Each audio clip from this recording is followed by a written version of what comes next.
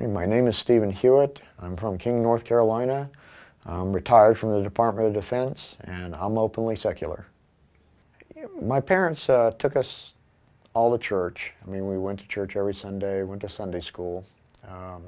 But I do recall my parents seeing the hypocrisy of the church and the infighting in the church leaders, and they quit going many years ago. As a youth, a teenager, I became quite involved in the church. I became a youth leader within the church, and felt that I was being called into the ministry, so they licensed me as a minister.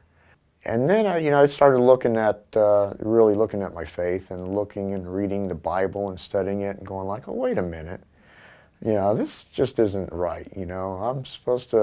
I'm God's child here, and I'm praying to Him, and He's not answering.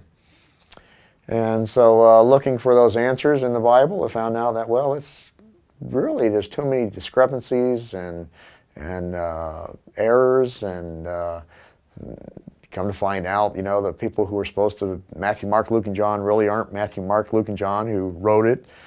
So after a lot of research and studying and questioning, I really just started to understand the Bible was nothing more than just a fairy tale. So if more people came out, then society would see that we're just like them. We're normal people. We're your neighbors, we're your co-workers, we're your friends. We're no different than you are. Well, for someone who's going to come out to their families and friends, I would say just be safe.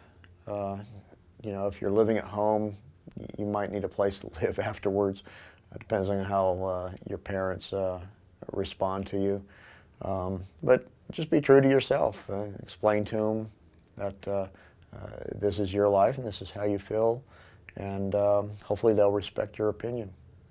Wow, do I feel that my life has been burdened or troubled or made better? That's a loaded question. And it has so many answers to it, and probably not enough time to answer them in this venue. So,